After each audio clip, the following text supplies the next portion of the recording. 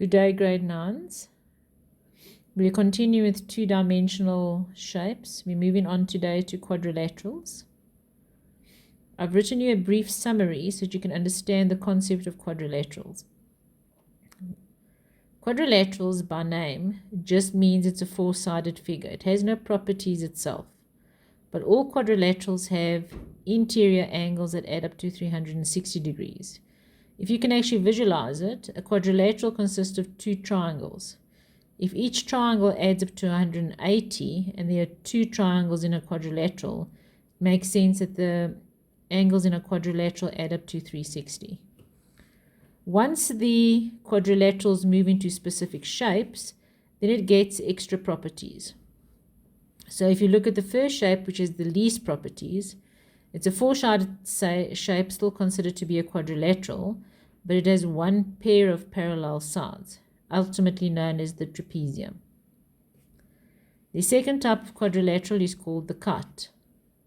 The cut, as you can see, has got adjacent sides that are equal. Adjacent means next to.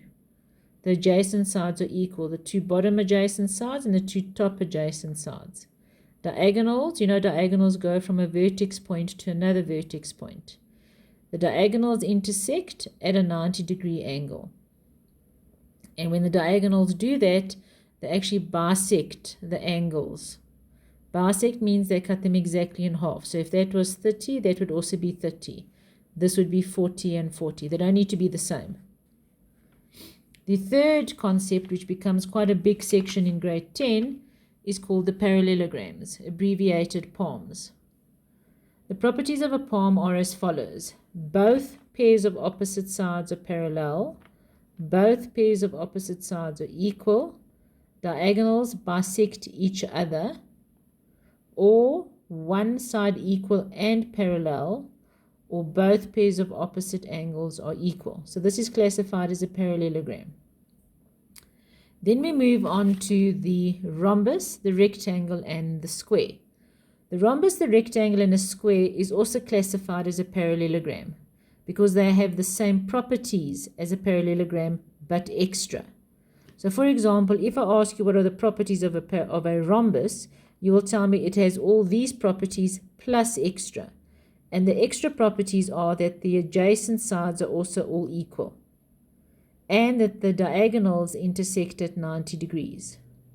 A rectangle, similarly, is also considered to be a parallelogram, but it has extra properties where the vertex angles are 90 degrees and the diagonals are equal in length. So in other words, AB is the same length as DC. The square, of course, has got the most properties. It has all the properties of a parallelogram, but it has that all the sides are equal in length, all the vertex points are 90 degrees, the diagonals bisect each other and are equal in length, and of course all the angles that are bisected by the diagonals are actually all 45 degrees. If I were you, I would actually copy this down as a diagram. It's a stepping stone and a summary to keep with you for your entire maths school career. I actually want to show you how what we've learned actually is applied to the rest of the sections. So if I look at the exercise or the example in your textbook, it says there that we have a quadrilateral called EFGD. Remember, when you name a quadrilateral, you must pick the route it's going to follow. So I've called it EFGD. They called it DEFG. Be consistent in your naming. In other words, follow the fence. They've given you that the adjacent sides are equal and the opposite sides are equal. Now, if you think back of what we learned, if the opposite sides are equal, it's a parallelogram. As long as the parallelogram has adjacent sides equal, then we're moving on to either a rhombus or a square. Clearly, it's not a square because otherwise angle D or E would be considered to be 90 degrees. So we must assume that it is a rhombus, which is exactly the first question. Classify with reasons, quad DEFG. So you will tell me that DEFG is a parallelogram, but because of adjacent sides being equal, it is classified as a rhombus. Okay? when we need to solve for x, bringing back what we did about triangles. Remember my concept before. Quadrilaterals are linked to triangles. If these two sides are now equal, do you agree that these two angles would be equal? Now those angles are not named, so you must go ahead and name them. So I'm going to call this E1, and this is going to be G1. Remember, you're allowed to name them. You can't just call it E and G, because E consists of two angles. You must be specific. Okay, if you look at the drawing now, you will notice that what else do I have is the parallel lines. So here we have our Z shape, because those two arms are parallel. So in your setting out for number 2, you will tell me, let's call this angle E2. E2 equals to G1, which has a value of x over 2. Alternate angles, because EF is parallel to DG. But G1 is also equal to E1, which is also x over 2, because of angles opposite equal sides. Remember, if two angles are equal, it's considered to be an isosceles triangle, and this is the reason we give. Angles opposite equal sides.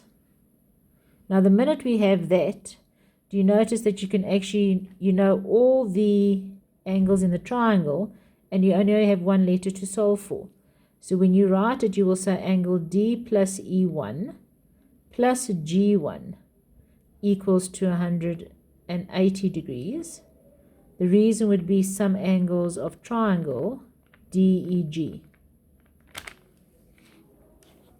D is called 2x, E1 is called x over 2 from above.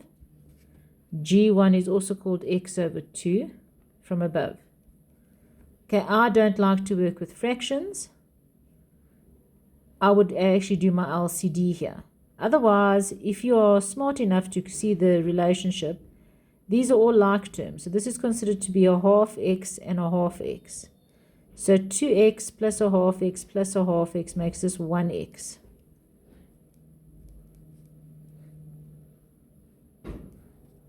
So you will land up with 3x. Remember your like terms. You divide by 3 and you will land up with 60 degrees.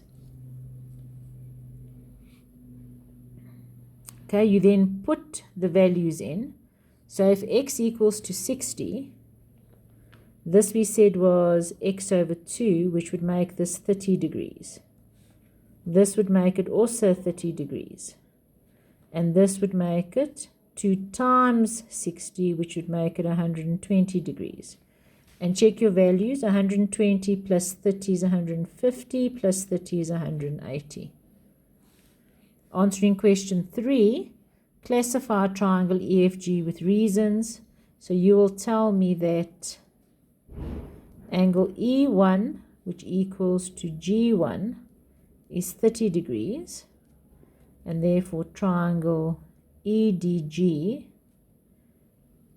is an obtuse